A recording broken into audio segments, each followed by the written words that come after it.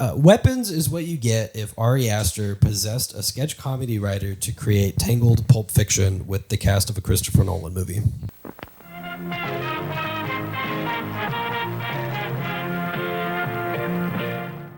It's this year's hottest comedy movie. This movie is not a direct reference to anything in specific, nor are we timing this movie for anything in particular. We're not timing it? Is that what you said? Yeah. This isn't timed in the world for anything in specific. Oh, I see. Except for all the laughs and joy this movie brings. Or the fact that maybe children are used as weapons a little too often recently. Or maybe not enough. We'll find out. Who knows? That's what These are the kind of takes you get here on Full-Time Movie Fans. That's what I come here for. Yeah, this is what when we want to talk about the tough topics, we bring Hunter. Oh man. This one's I don't think it's such a minefield actually. It's not. No. It doesn't have to be. I mean, anything can be a minefield if you try hard enough. Also, hi, it's me behind the camera today. Every once in a while, We're all just here. Pop in. Yeah, just when Michael's got a take, he's like, I really want to run this home. Do you want He to just pops in.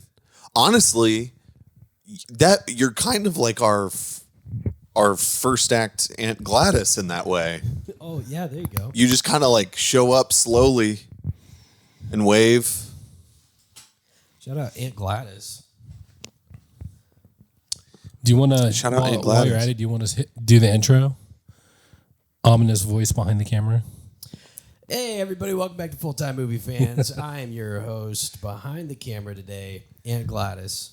And I'm joined today by co-host and I can't see the screen, so I don't know where the camera is. Is it me this It's time? you. Yeah, it was you. Hi. You were correct. Do I introduce myself? I don't remember how this And- works. Yeah. you don't have to. Anyways, Anyway. today we're The talking real- about weapons. Yeah. Hey, the real full-time movie fans know who this is. Yeah, he's on enough. Into He's house. basically He- actual co-host today. Yeah. That's true.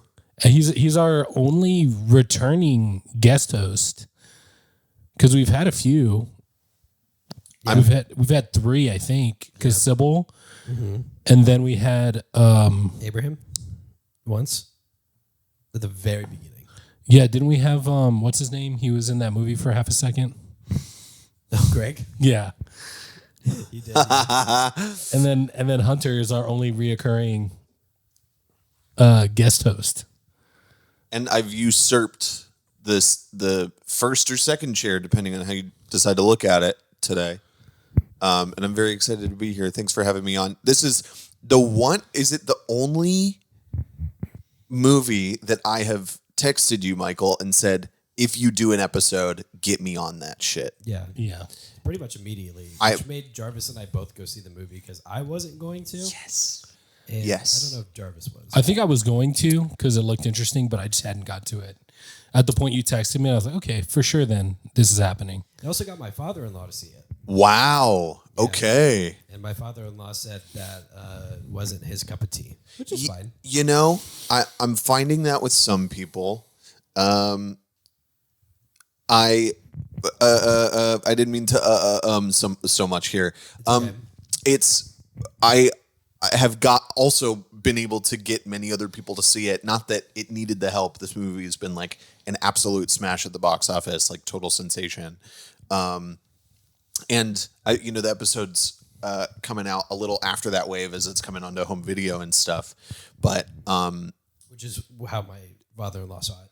perfect. That's great. Yeah, watch it at home. Which I think I am so curious. I have not watched it at home yet. I saw it 3 times in theaters, and I'm really curious about how it's going to play at home for people. Because it's a very ambitious movie for what it is. It plays pretty good at home too because I was watching it this morning. Sick. It's basically Pulp Fiction. Yeah, in a way, yeah. I mean, there's a lot of influences we could talk about. It's basically Pulp Fiction. It's so crazy. Minus a gimp, I guess. There's no gimp in this movie. Thank God. That we're aware of. That Almost. It's Who got knows? it's got Julia Garner, who's extremely hot right now. She was also Silver Surfer recently for Marvel, so that's kind of a big deal. I Josh feel like, Brolin, who was also in Marvel yeah, as Thanos. and also And there's a Star War in it. Yeah, there's Alden Ehrenreich is a Star War. He is the Star Wars. yeah. Well, Benedict Wong also Benedict is Wong, a Marvel. of Marvel, yeah. This is basically a Christopher Nolan movie. This is how Warner Brothers is replacing Christopher Nolan. If it has, have we introed it properly? They know from the First impressions, from the title. First impressions. I said we're doing weapons. Yeah, so we're Yeah, talking about Weapons. Weapons, the Zach Kreger movie, his follow up to Barbarian.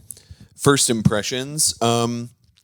So I loved Barbarian. I saw Barbarian a couple weeks after it came out, maybe the week after it came out, after all the buzz, and was like, this was another one of those movies that I was like, I need to like bring people to see this. Like, this is such a weird, exciting phenomenon.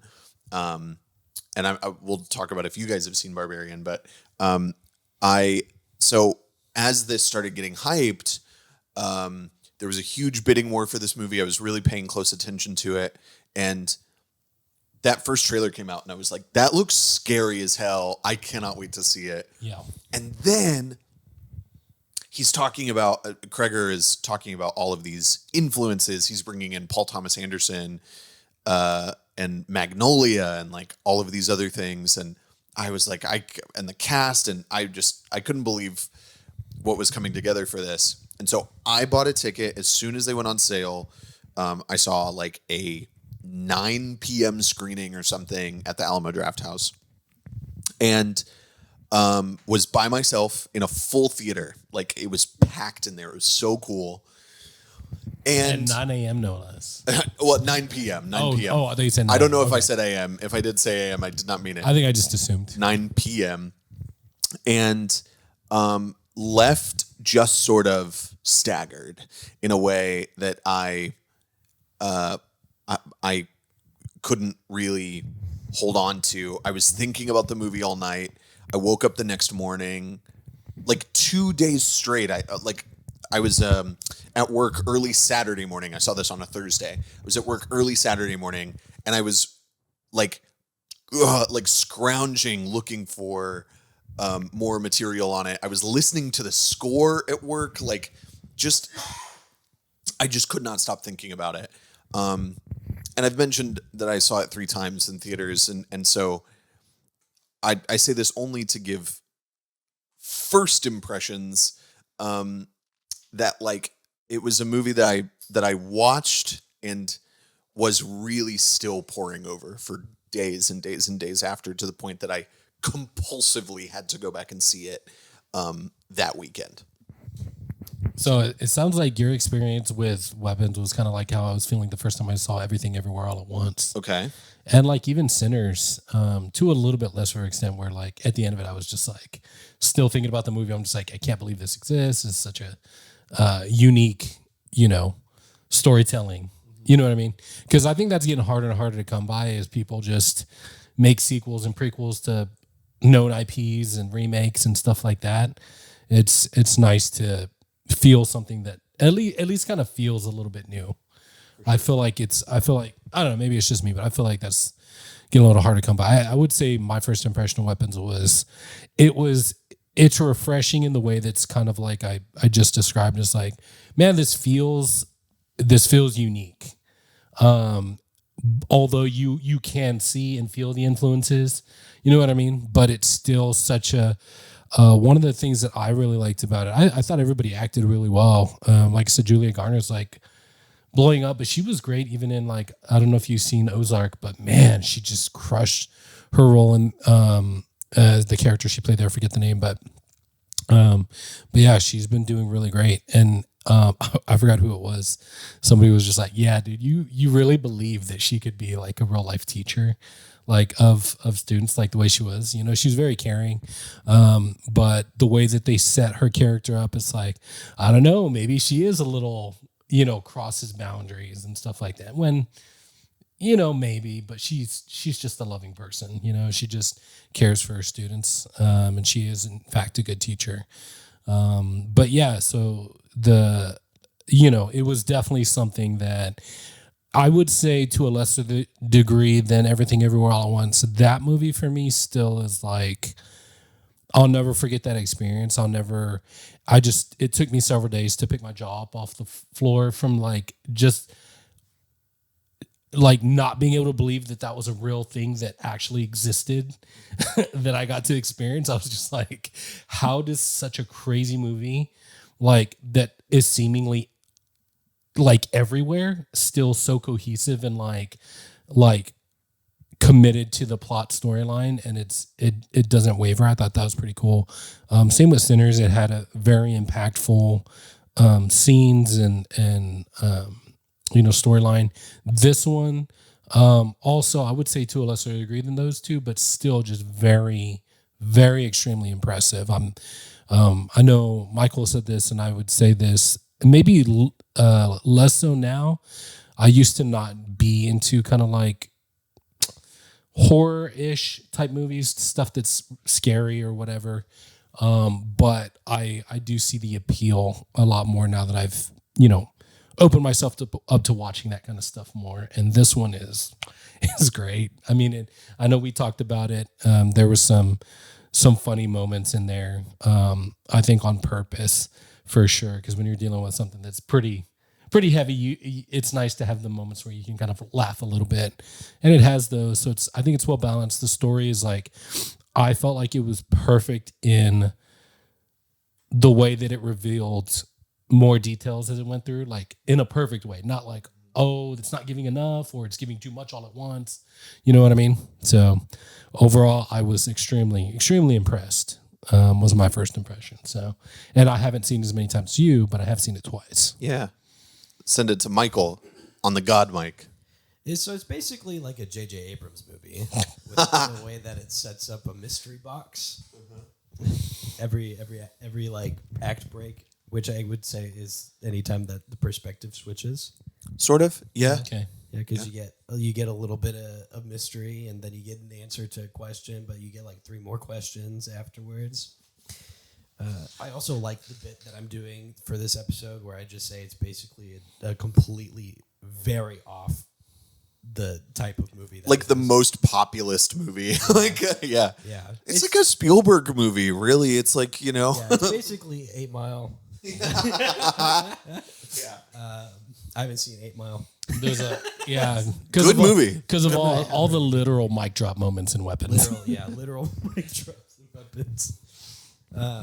It's basically that one YouTube channel about guns. So I saw it because Hunter was like, I want to be on this episode real bad. And I was like, well, I guess we'll go see it and to turn it into a thing. Sybil really wanted to go see it. So yeah, out of respect for both of those things, we went. I say it every time. I'm not a big horror person, mostly because I'm way too production brained about it. Where I get in there and I'm like, let's just get these kids on set and tell them to put their arms out in a little awkward fashion and tell them to run across the street a few times. That's, while it's supposed to be entirely disturbing, which it is, my brain just can't help go, there's 17 people waiting to eat. Yeah. Until the take's done. And this is very silly. Same with anything that Josh Brolin was doing for half the movie. It was great dad, by the way. Played the perfect construction dad. I wish Josh Brolin was my dad. Me too. He apparently cares a lot more than he thinks the police do. So the first 30 minutes of the movie did not have me, and then I think I told you this, Jarvis. Josh Brolin showed up, and the first bit of his part happened. I was like, I'm in. Yeah, let's solve a mystery. This is great. I like this now. So.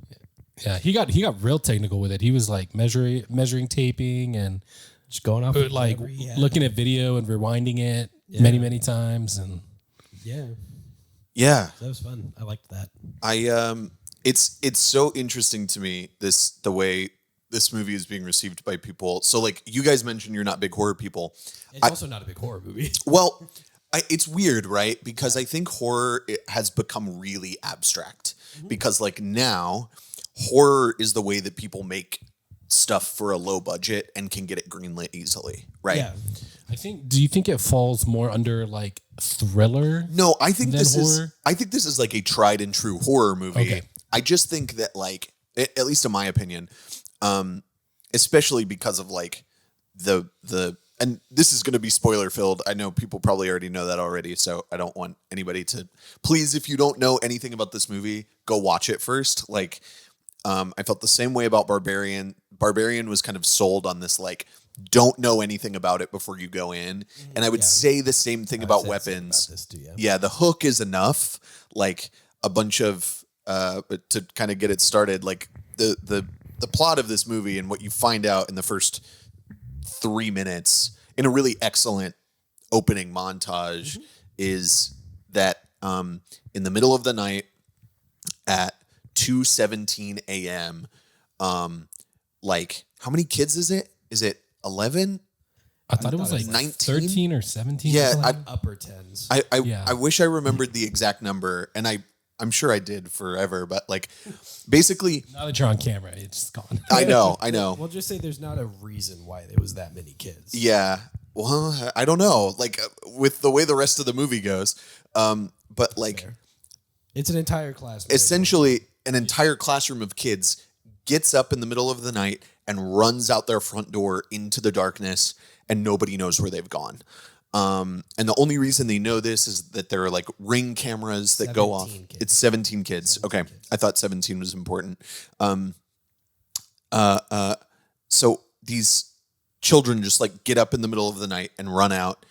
The houses like ring cameras catch it and they just disappear. It turns out they're all from this one classroom of Julia Garner's character, where she's the teacher, and it's the entire classroom except for one kid. And that's it. Yeah, Justine. Thank you. The quietest, most introverted kid is the only one. Yeah, and I think like where this movie goes really ends up in horror land. But I think it's important to note like what's been really interesting about this, the three of us having this conversation, is I would also not consider myself to be a horror guy. I live in San Antonio, Texas, a city that culturally, like movie culture in San Antonio, is largely dominated by horror. Yeah. It is like a very horror heavy city. It's because we live it driving anywhere. But I also think that like the Hispanic influence down here too, because they seem to love horror. Because I remember, sorry, this is a bit of a tangent, but No, please. no, it is because like as a kid, like dude, I want to say, I mean, I may not even middle school, I think. And my parents actually went out on maybe the only date I can remember them ever going on, and we were across at the neighbors. And it was an Hispanic family, barely spoke any English. And I was sitting there watching, what was it? The Leprechaun or Chucky? It was one of those two. Sure. As a kid. And I was like, and they had kids close to our age and they were just in there watching it. And I was like, as an adult, I'm like, I probably shouldn't have been watching like The Leprechaun with all that murder. I think it was a Leprechaun. I can't remember. It was one of those two. The Leprechaun or Chucky, where there's just a lot of like murder and things like that in the stuff. And I know that's Hispanic culture is like they kind of watch a lot of scary horror type movies. And even as little kids, like they let their kids watch that kind of stuff. So I would say that that's part of it. You know what I mean? For sure. And I think what is also so prominent, like before we like really get into the plot of this movie, is like horror now is I would say largely dominating the box office. It's like horror and animation are the things that are like consistently the most productive at the box office. Yeah, isn't there like another kind of horror-esque movie out right now that's not a horror movie but is a body horror movie? Oh, Produced by Jordan Peele. It's him, which is like I haven't checked the box office numbers. I haven't seen that one yet. It's not getting great reviews. That's what I heard. But like, it is just interesting that like when I have these conversations with people, in San Antonio, I'm having like a very regular conversation with people that are horror minded or are primarily horror movie enthusiasts. Yeah. And I am not a horror movie enthusiast. There are plenty of horror movies that I love and are like very personal movies to me, but I don't gravitate toward the horror genre. I'm not somebody who's just going to watch anything horror. Yeah. I'm a Greta Gerwig boy. Yeah, right. Like get me in for like a coming of age drama. You know what I mean? Like, hell yeah, I'm there. Did you see Talk to Me? The one with the yeah. So like that's a really good example of That like one was a good. That one was really good too. This is what I mean. Like I did not love Talk to Me, No Tea, No Shade. Really? Yeah. Wow. And we can talk about that whenever, but like, just like I don't innately gravitate to some of these movies, and there's like a film language in horror, or like a thematic language in horror that is not really quite my speed. And part of that has to do with like, I don't know. I don't like talking in blankets because like there are largely unsubtle movies that I think Just throw the blankets away. are excellent. Throwing the blankets away. You don't have to talk inside of them. We don't need them. But horror is like not known for being a very subtle genre. Yeah. Right. Most of the time what it's saying quite loud. And now we've kind of moved into this space where like horror is a genre that is about trauma and all of these kinds of things. Yeah. Well, I mean, even Marvel dipped their little toes into it with of course. the Thunderbolts and mental, trauma and stuff with the Sentry But and the Void. Thunderbolts is also dealing in that horror language too. Yeah. Like it's like for some reason that's largely been dominated. And the reason that I want to preface this conversation with all of that, it's a long tangent, is that what I find so interesting about this movie as we continue to move through it is this is not it is clearly saying some things, but it is not saying things definitively. It is not a movie that's like grabbing you by the collar and saying like, you need to overcome your trauma. Yeah, it's not a trauma core movie. It's not. It's which is like really interesting to me that it is such a big hit and is beloved by some people. It's not. It's some other people, it's not their cup of tea. But I think that's a really interesting frame that we're coming into this movie. Yeah. I think horror does a really weird job sometimes of trying to be like for the longest time it was gore for the sake of gore, and the deepest, Like the Saw movies. And the deepest it would get would be, oh, well, who's the person killing all these people? Because that's how we like mystery and thrillers, is who's doing this and why. But it's over time, like Seven. Like you're saying, it's the horror is not the vehicle anymore. Well, no, it's not the driving force. It is the vehicle for the story that's being told, rather than Well, it being, oh, they're killing a person. It's and how do we get through this? Yeah. And there are like really groundbreaking horror movies that like horror is the beginning of the indie film movement. Like indie film really starts with like this groundswell of horror movies. I'm sure we can go farther back than this, but like Halloween, John Carpenter's Halloween was an indie film, like very small movie. And now we've kind of come into like horror is indie, but it's also huge and mainstream. So like we keep bringing up Sinners. Like Sinners is this huge blockbuster, big budget movie with like a lot of really cool effects, and they're filming on film. And it's like, it's totally, I mean, that is a horror action movie and it's big budget. And this movie has a big budget too, weapons, but like you're also getting these sort of like really grassroots horror movies being made that end up being hits. It's not a big like horror movies generally like to do the, oh, this is either like happening in a small house or it's happening to the entire world. Right. And this one's one of those, like, it's just a neighbor, it's a community. It's so contained. It's the middle ground. It's not the world. It's not one house. It's It's a small town. Community, and we don't know if it could be affecting more. Yeah. Until later, which I do have my thoughts about the reveal. It'll be interesting. Yeah. Plot. Let's do plot. Yeah. Let's do plot. Hunter, Let's do plot. Okay. Tell us everything we need to know about this uncomfortable Ari Aster-esque movie. Well, I would say it's not far off. Yeah, you're getting a little closer. All right.